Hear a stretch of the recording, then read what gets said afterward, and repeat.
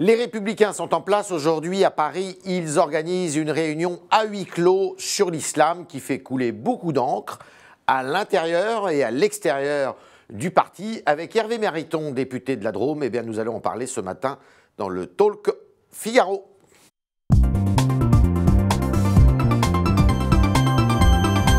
Hervé Mariton, bonjour. Bonjour. Bienvenue dans ces studios. Alors, est-ce que vous assistez à cette réunion? J'y étais avant de vous rejoindre et Oui. j'y retournerai après. Alors, qu'est-ce qui s'y dit? Nous avons entendu longuement un certain nombre de membres du Conseil français du culte musulman Ouais. et le probable futur nouveau président du CFCM. Il y a à la fois une indication, un énoncé heureux de volonté d'intégration, de respect et d'égalité de la femme, ça c'est tout à fait bienvenu, et un refus de la stigmatisation. Tout ça c'est bien. Simplement je pense qu'il y a une forme d'inconscience d'un certain nombre de réalités qui sont celles du pays aujourd'hui. D'abord, l'autre jour je suis allé voir Dali Boubaker pour présenter... Il n'est pas là lui ce matin. Il n'était pas là, mais pour présenter les propositions que j'avais faites au titre de mon mouvement droit au cœur.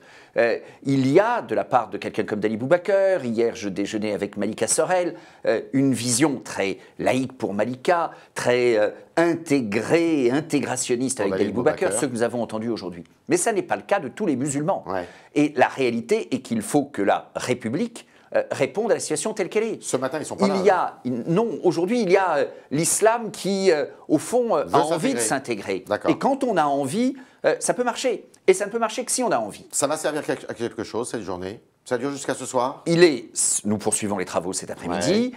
Nous entendons aussi d'autres responsables d'autres religions. Mais il est important ensuite, au-delà d'une journée intéressante, que l'UMP formule des propositions. J'en ai fait pour mon mouvement droit au cœur. Il faut qu'il y en ait. À l'issue de cette réunion? J'espère. Ce n'est pas écrit aujourd'hui. Écoutez, vous savez qu'il y a à la fois Gérald Darmanin et Henri Guénaud qui animent cette réunion. Mais ça doit être un travail collectif. Nicolas Sarkozy est là? Mais Nicolas Sarkozy a marqué son importance. Il n'était pas là dans la deuxième partie de matinée, mais il participe. Pour accueillir ce matin. Oui, tout à fait. Il participe à une partie de la journée. Comprenez-vous les critiques que cette réunion suscite à l'intérieur et à l'extérieur? Écoutez, il y a un sujet qui est celui de l'intégration de l'islam dans la République. C'est à la fois une donne objective, c'est l'exaspération, c'est comme ça, c'est un fait objectif d'un certain nombre de nos concitoyens. Et donc il faut répondre. Et ce n'est pas en ignorant un sujet que les Républicains avanceront. J'y apporte ma contribution, il est bien que les Républicains travaillent là-dessus. Donc vous êtes en désaccord avec Nathalie Kosciusko-Morizet qui dit que ce n'était pas une priorité? Nathalie était là ce matin, et c'est bien.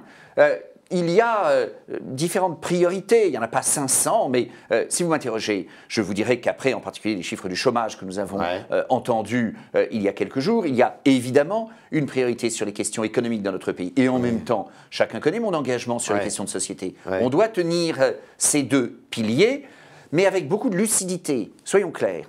Soit c'est simplement une journée pour recevoir, c'est bien, mais ça ne suffit pas pour un parti politique. Soit, et c'est mieux, cela devient la capacité pour l'opposition de faire des propositions à la fois adaptées, respectueuses des personnes, attentives à la finesse du grain et en même temps très déterminées. L'islam est un problème aujourd'hui pour la société française?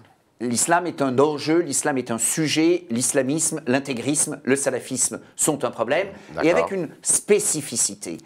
Dans les propositions que j'ai faites, je propose d'assimiler l'islamisme, le salafisme à des formes d'expression sectaire. On est dans une situation de secte, comme on lutte contre les sectes. Et il faut aussi assumer, les Autrichiens l'ont très bien écrit dans des lois, qu'il y a une spécificité aujourd'hui, je ne dis pas dans 10 ans, dans 20 ans, dans 30 ans, mais aujourd'hui, de l'islam dans la République. Il faut dire dans la loi qu'il y a une spécificité. Oui, moi je l'assume. Parce que d'autres religions ont connu l'avant-après loi de 1905 et différentes étapes de l'histoire de la France et des religions. C'est vrai pour les catholiques, c'est vrai pour les protestants, c'est vrai pour les juifs. La situation est différente s'agissant de l'islam. Il y a une question précise, qui est celle du financement des lieux de culte. Je suis absolument opposé au financement étranger des lieux de culte. Donc, et ça, il faut l'écrire dans la loi. Est-ce qu'il faut changer la loi de 1905 dans ces conditions? La loi de 1905, on la garde, mais il y a un certain nombre d'ajouts spécifiques. Pas nécessairement à durée indéterminée, mais en tout cas sur une période, qui doivent marquer clairement la volonté de notre pays, qui est une volonté d'intégration et qui est une exigence très forte. Non au financement étranger du culte musulman en France. Les Autrichiens l'ont fait. Ils l'ont fait en indiquant spécifiquement. Enfin, chacun connaît aujourd'hui les financements venant de Turquie, mais du Qatar. Si ce ne sont plus les États étrangers? Eh bien, les fidèles doivent pouvoir. Enfin, il y a d'abord une communauté nombreuse, une communauté qui a une capacité de financement. Il y a par ailleurs des lois aujourd'hui qui assurent une incitation fiscale au financement. J'ajoute que les outils modernes type crowdfunding doivent y permettre.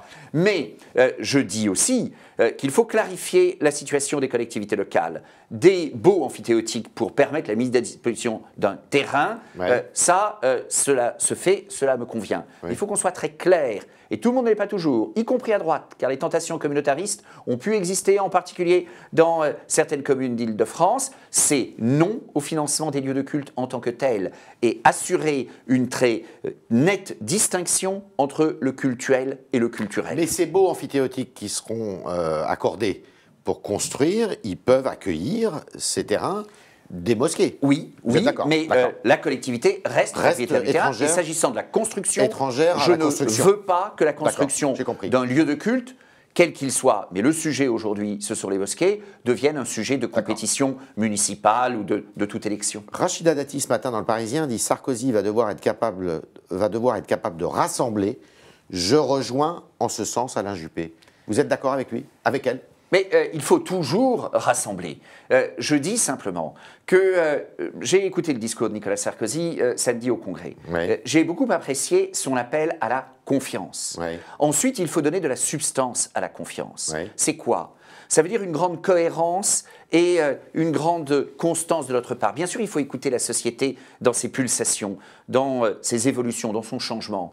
Mais les hommes politiques, quels qu'ils soient, les femmes politiques, on nous demande, car je m'inclus dans cette exigence, une cohérence dans nos idées. Lorsque un responsable politique, et ça peut concerner bien du monde, dit une chose un jour, avec beaucoup de conviction, et avec une égale conviction, quelque chose de différent ou d'inverse quelque temps après, il y a tout de même un vrai sujet de crédibilité. Vous avez été candidat à la présidence du parti. Est-ce que vous serez candidat à la primaire de ce parti? Mais j'y réfléchis, il n'y a rien d'automatique, je le dis, je ne m'interdis pas, je ne m'oblige pas, mais dans ce que je viens de vous dire, je pense faire partie de ceux qui ont en effet, sur le fond, non mais il ne suffit pas d'avoir quelque chose à dire, mais je pense être de ceux qui ont une cohérence, une constance, à la fois pour faire face au monde qui évolue, l'économie collaborative, l'économie numérique, mais justement, le libéral que je suis pense avoir quelque chose à dire pour ce que j'appelle le printemps des libertés, reconnaître aussi ce que doit être la liberté des entreprises, l'autonomie de la société, la confiance à laquelle appelle très justement Nicolas Sarkozy. C'est aussi assumer de dire que l'homme politique n'est pas un magicien. Vous pourriez être le libéral de la L'homme politique n'est pas un magicien. L'homme politique ne règle pas les choses d'un coup de baguette magique. Il faut aussi avoir une vision modeste de la politique, pas trop promettre. Vous pourriez être le libéral de cette primaire? Je suis un libéral assumé et je crois que ça fait du bien à notre pays. Nous ne sommes pas si nombreux. J'ai par ailleurs un engagement fort, cohérent sur les valeurs. Je crois que ce sont deux constances qui peuvent en effet intéresser nos concitoyens. Une dernière petite question. Il y a actuellement une tension entre le Vatican et Paris pour la nomination d'un ambassadeur de France au Vatican qui se trouve être homosexuel, et on a l'impression que le Vatican traîne un peu des pieds, si vous me permettez l'expression. Qu'est-ce que vous en pensez? Je connais ce diplomate qui est d'une très grande qualité et je pense que ni du côté de la France ni du côté du Vatican, son orientation sexuelle ne doit être un critère. Il a été numéro 2 de notre ambassade au Saint-Siège, je l'ai connu dans ses fonctions à l'époque, moi-même lors de visites au Saint-Siège, je l'ai connu après. Je dis simplement qu'il y a eu, non pas par sa faute à lui, mais par la faute de François Hollande, par la faute du gouvernement, une maladresse insigne, non pas à le nommer. La France était tout à fait respectable à le nommer. Je pense que ça n'aurait pas posé de difficulté s'il n'y avait pas eu des annonces et des trompettes préalables. D'accord. Le problème n'est pas... Mais vous êtes favorable à sa nomination? Mais je pense que l'affaire maintenant est échouée, si je peux me permettre. Car ça n'est pas cet homme qui est en question, c'est le fait que la République, avant tout consentement du Vatican et avant le respect des procédures usuelles dans le domaine de la diplomatie, ait claironné sa nomination avec ensuite les polémiques qui sont venues, allumées avec des intentions assez moyennes des uns ou des autres. L'homme n'est pas en cause. Sa compétence est réelle, mais ça n'est jamais comme cela que l'on doit ou que l'on peut nommer un ambassadeur. Le bon gouvernement, s'il vous plaît, doit être attentif au respect, à la politesse, D'accord. à la manière de faire, les convictions de fond, une bonne gouvernance. C'était le talk Le Figaro d'Hervé Mariton qui nous a dit beaucoup de choses. Deux principalement. La première, c'est qu'il ne s'interdisait rien en vue de la primaire de 2016 pour désigner le candidat de la droite à la présidentielle, et donc Hervé Mariton pourrait concourir. Deuxième chose, il ne faut pas réformer la loi de 1905 sur la séparation des églises et de l'État, mais en revanche, il faut dans une loi marquer le caractère spécifique, pour un temps au moins, de l'islam, parce qu'il estime qu'il ne faut plus que des États étrangers financent notamment les mosquées qui pourraient être construites sur notre territoire. Merci Hervé Mariton. Merci.